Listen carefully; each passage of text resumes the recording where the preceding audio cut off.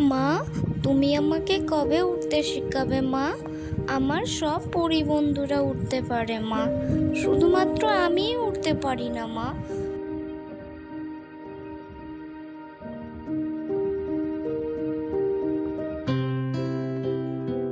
তোর বন্ধুরা তোর থেকে অনেকই বড় রে মা, তাই ওরা উঠতে পারে। তোর এখনো ওড়ার বয়স হয়নি, আমি তোকে ঠিক উঠতে শেখাবো তোর যখন বয়স হবে।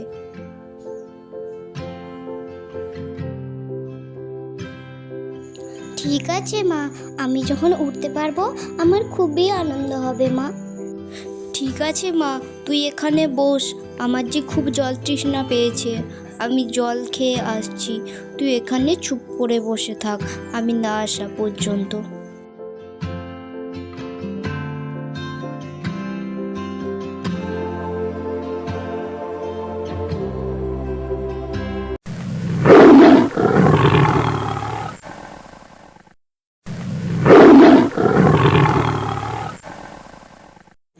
মা বাঁচাও আমাকে, মা বাঁচাও। এই দাঁড়াও, তুমি ওকে নিয়ে যাচ্ছ কেন?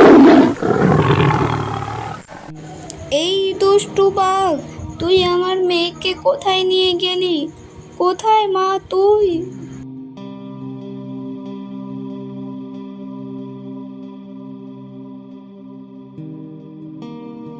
মাতা, আপনি আমার প্রণাম নেবেন। দীর্ঘজীবী হও বাবা, তুমি যেখানেই থাকো না কেন, আমার আশীর্বাদ সর্বদা তোমার সাথে থাকবে। আমার পুত্রের ওপর পুরো ভরসা আছে যে পুত্র তুমি এই যুদ্ধে জিতবে এবং পাশের রাজ্য তুমিই জয় করবে। প্রণাম পিতাশ্রী, আমাকে আশীর্বাদ করুন যাতে আমি এই যুদ্ধে জিতে আপনাদের মান মর্যাদা রাখতে পারি। মাতা পিতার আশীর্বাদ সর্বদাই তোমার সঙ্গে রয়েছে পুত্র, তুমি কোনো চিন্তা করো না, এই যুদ্ধে আমার ভরসা তুমিই জিতবে। ঠিক আছে মাতাশ্রী পিতাশ্রী, আমাকে এরপর বিদায় দিন আপনারা। তোমার যাত্রা শুভ হোক পুত্র, এবং জয়ী হয়ে ফিরো। মা বাবার আশীর্বাদ সর্বদা তোমার ওপর রয়েছে।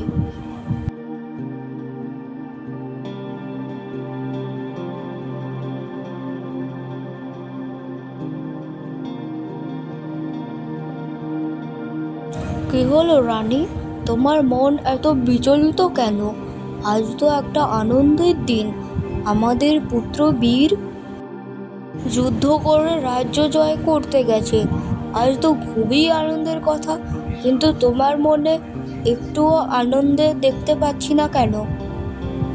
সন্তান যখন যুদ্ধে যায়, এক মায়ের মন কখনোই শান্ত থাকতে পারে না। হ্যাঁ, এটা আপনাদের কাছে আনন্দের, কিন্তু আমার কাছে খুবই কষ্টের। যতক্ষণ না আমার পুত্র খুব ভালোভাবে আমার কাছে ফিরে আসছে, ততক্ষণ আমি এরকম বিচলিতই থাকবো মহারাজ। কেন রানী, তোমার আমাদের পুত্রের ওপর বিশ্বাস নেই? ও তো কোনোদিন হারতে শেখেনি, আজও হারবে না। বিশ্বাস আস্থা সবই আছে মহারাজ, কিন্তু এক মাতার মন, সেটা আপনারা কোনোদিনই বুঝতে পারবেন না। ওহো রানী, এত চিন্তা করো না, চলো নিজের কক্ষে চলো, একটু বিশ্রামের প্রয়োজন আছে তোমার। আমার পুত্র যতক্ষণ না ফিরে আসবে ভালোভাবে, ততক্ষণ আমি কক্ষে যেয়ে কোনোদিনই বিশ্রাম নিতে পারবো না মহারাজ, আপনি যান। আমি তোমাকে ছেড়ে কোনোদিনই বিশ্রামের কথা ভাবতে পারি না রানী। তুমি আর আমি আমাদের পুত্রের বিজয়ের জন্য অপেক্ষা করব।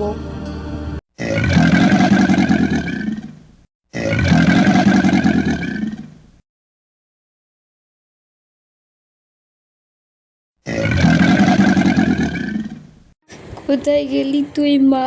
ফিরে আয় আমার কাছে, ফিরে আয় মা। কোথায় যেন একটা কান্নার আওয়াজ পাচ্ছি মনে হচ্ছে না? কোথার থেকে এই কান্নার আওয়াজটা আসছে? পাশের থেকে আসছে মনে হয়। যাই তো, আমি গিয়ে একটু দেখে আসি। এত গভীর জঙ্গলে এরকম সময়ে কে কান্না করতে পারে?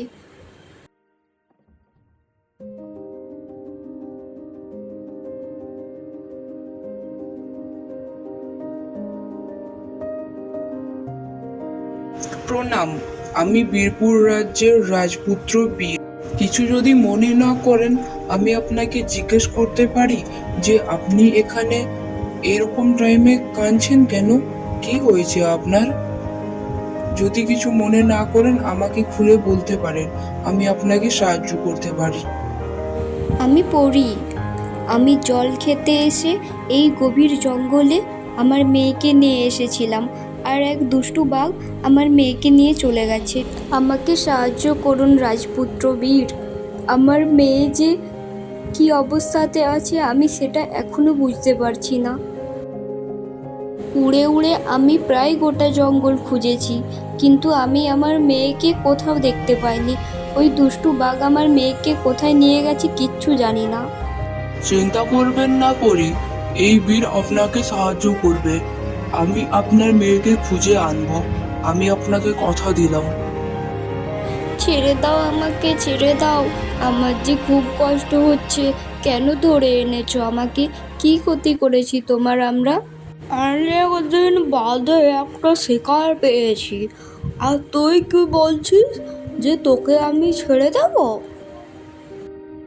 ওইদিকে আমার মা আমার জন্য চিন্তায় পাগল হয়ে যাচ্ছে, আর তুমি আমাকে এইভাবে ধরে নিয়ে চলে এসেছো। চাপ, বেশি কথা বলবি না।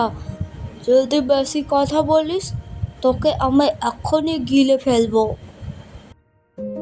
কি পাবে তুমি আমাকে খেয়ে? এর থেকে তো তুমি কোনো জলাশয়ে মাছ ধরে খেতে পারো। কোনো মাছ টাছ খাবো না আমি তোকেই খাবো। অনেক কষ্ট করে তোকে নিয়ে এসেছি আমি, তোকেই খাবো আমি। রাজপুত্র বীর থাকতে তোর এই স্বপ্ন কোনোদিনই সত্যি হবে না, মূর্খ বাঘ। তুই আমার ক্ষতি করবি? সামনে আয়, দেখ তোকে এক গোবরে আমি আমার পেটের মধ্যে পুরে নেব।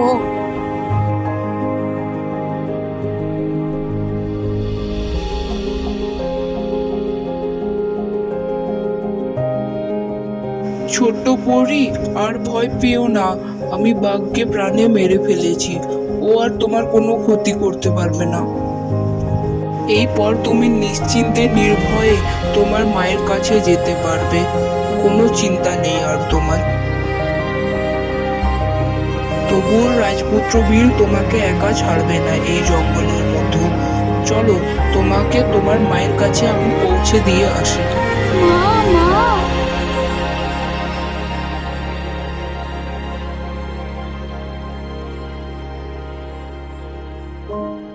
তুই ঠিক আছিস তো মা? তোর কোনো ক্ষতি হয়নি তো? ওই দুষ্টু বাঘ তোর কোনো কিছু করতে পারেনি তো? খুব যে ভয় পেয়ে গেছিলাম আমি। রাজপুত্র বীর সঠিক সময়ে না এলে আমাকে ওই বাঘ গিলে ফেলতো মা। হেই রাজপুত্র বীর, আপনাকে যে আমি কি বলে ধন্যবাদ জানাবো। আজ আপনি না থাকলে আমার বড় ক্ষতি হয়ে যেত। না না, ধন্যবাদের কোনো প্রয়োজন নেই। আমি শুধু আমার কর্তব্যটা করেছি, এটাই আমার কর্তব্য।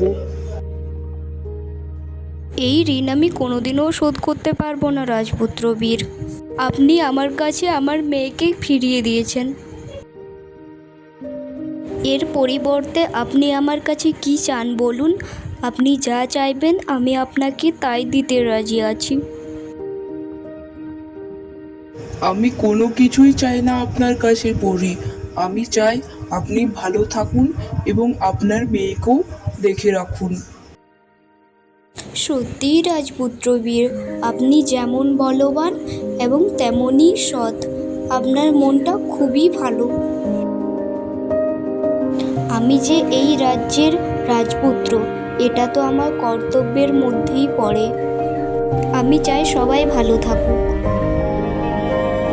রাজপুত্র বীর, আপনার মতো সৎ রাজা যেন প্রত্যেকটা রাজ্যে বিরাজ করে।